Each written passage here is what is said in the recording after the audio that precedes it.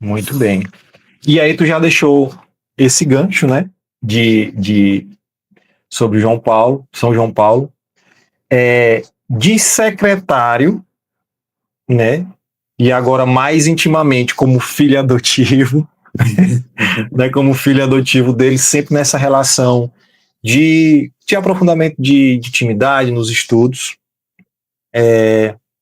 Como é que tu vê essa espiritualidade, né, de São João Paulo II hoje em dia, né? Como é que essa espiritualidade nos alcança, né? E aí para jovens, famílias, enfim, para a sociedade de um modo geral, né? Ele já nos trouxe bem, ele sempre foi um papa assim muito sociável, né? Sempre lhe deu, se deu bem com todos, sempre falou com todo mundo, sempre foi muito aberto. Trouxe essa questão das catequeses na teologia do corpo, nos apresentou, né, esse tesouro. E como é que tu acha que essa espiritualidade dele ainda vive, né, em nós? O que é que ela ainda nos diz hoje para que a gente busque, seja pela teologia do corpo ou de outras catequeses que ele traz, como é que a gente pode viver essa santidade nesse mundo de hoje a partir da espiritualidade de São João Paulo II? Aqui no Brasil, a gente ainda permanece um pouco tímido com relação ao trabalho, e eu me coloco nesse patamar, tá? Porque conhecer a teologia do corpo e começar a desenvolver um apostolado a partir da teologia do corpo, ela tem a sua dificuldade.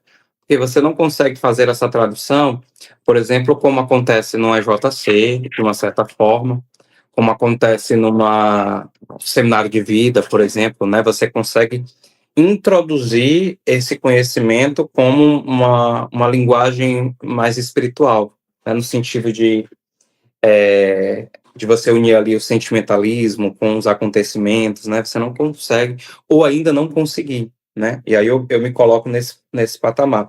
A teologia do corpo, ela precisa ser explicada para as pessoas, né? Como, por exemplo, acontece na faculdade, quando você vai saber sobre determinado conteúdo, sobre física quântica, sobre a tabela periódica, né? O período no ensino médio. Ela, de uma certa forma, ela ainda é nesse viés, né? Ela é muito mais pelo estudo, por grupos de estudo, do que, de fato, uma evangelização mais próxima daquilo que as pessoas hoje, às vezes, aguardam, né? Que é uma evangelização mais mística, né? Por exemplo, nos Estados Unidos, o próprio Christopher West, ele tem uma espécie de faculdade, né, que acontece em que as pessoas são orientadas a buscar esse conhecimento por essa metodologia de estudo. Mas, acima de tudo, né, é o estudo.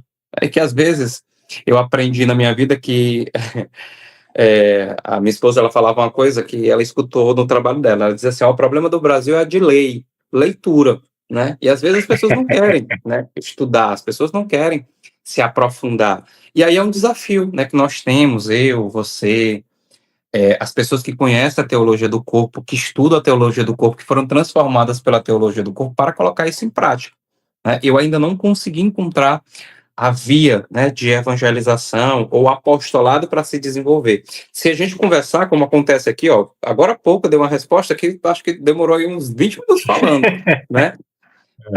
Mas colocar isso em prática, ou desenvolver um apostolado que seja por uma dinâmica ou por uma espiritualidade baseada em si na teologia do corpo, ainda é um desafio que a gente precisa abraçar e colocar em prática. Não é impossível, né? Não é impossível, porque quando a gente está falando de teologia do corpo, a gente está falando sobre os desafios do nosso tempo, né? Agora há pouco, a gente escutava, por exemplo, uma mãe falando sobre a dificuldade de comportamento e educação de um filho, já que ela era mãe solo, né? Aí você vai, quando você escuta um testemunho como esse, você liga a sua vida à teologia do corpo. Eu falava, por exemplo, a Brenda, falava assim, olha, a Brenda, minha esposa, falava assim, olha, aí acontece muito por conta da desestruturação da família, né? E aqui eu não estou condenando, porque eu sei que às vezes é uma realidade que as pessoas são levadas por um ambiente de violência, ou porque se relacionou e não teve a oportunidade de conhecer a outra pessoa no período do namoro. Por isso que aquilo que a igreja fala sobre você ter o tempo do namoro, para você conhecer com quem você está se relacionando, é muito importante. Porque à medida que você vai conhecendo o outro, quando você tomar a decisão de casar, você já sabe com quem você vai se relacionar, né? E dentro do Exatamente. casamento, o amor é sacrifício, né? O amor não é essa realidade que as pessoas falam aí, os pai de pet, pai de planta, não é essa realidade de você estar dentro de um relacionamento e dizer que tudo vai ser mil maravilhas a todo momento, não, ao contrário, né? O casamento, ele é um sacrifício, filhos levam a gente a viver um processo profundo de sacrifício, porque a gente abre mão da nossa rotina, da nossa vida, da forma como nós queremos agir, né? Então, o amor, de uma certa forma, ele é sacrifício, né? Então, a teologia do corpo, por mais que ela tenha essa dificuldade de tradução para o nosso tempo, mas ela é uma mensagem importantíssima para o nosso tempo.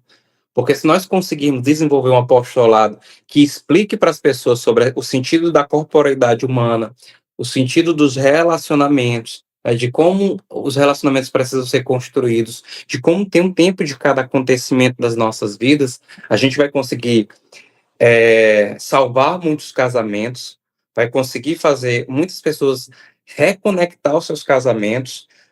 Os namoros serão colocados no patamar de namoro, na realidade de namoro, reconhecendo a necessidade de viver um processo de castidade, e aí você vai ter dentro esses casais construindo um relacionamento muito mais santo, né? Um relacionamento que consiga colocar Deus em primeiro lugar em tudo que acontecer, inclusive nos episódios ruins que acontecem às vezes na nossa vida, principalmente no casamento.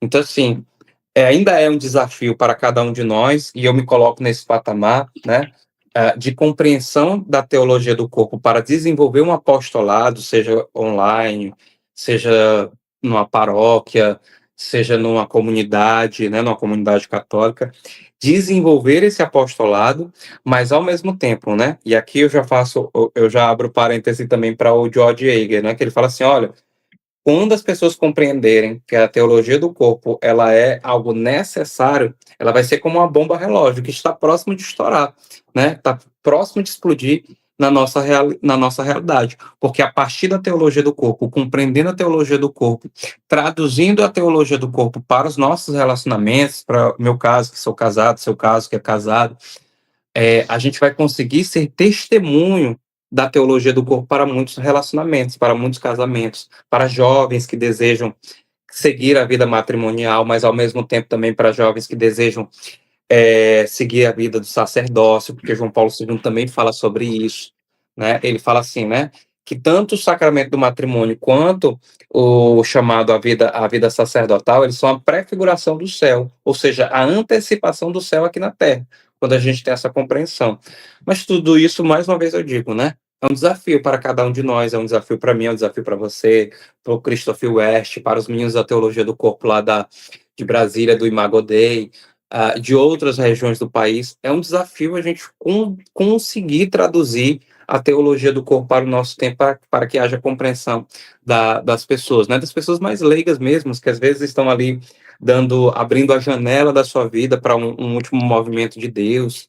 Eu imagino você aí, quantos e quantos jovens estão aí, às vezes busca ali o EJC, busca o seminário de vida, e às vezes quer essa linguagem também pela teologia do corpo para você se reconectar com a humanidade de Cristo, e não encontra, né? Então é o desafio da gente, é um desafio meu, um desafio seu, um desafio de todas as pessoas conhecer a teologia do corpo e desenvolver um apostolado para que isso chegue, né? Seja naqueles que estão buscando um estudo mais aprofundado, mas aqueles que estão ali iniciando a sua vida cristã, dando a última oportunidade para Deus, para que elas sejam alcançadas e assim consigam reconfigurar a sua humanidade.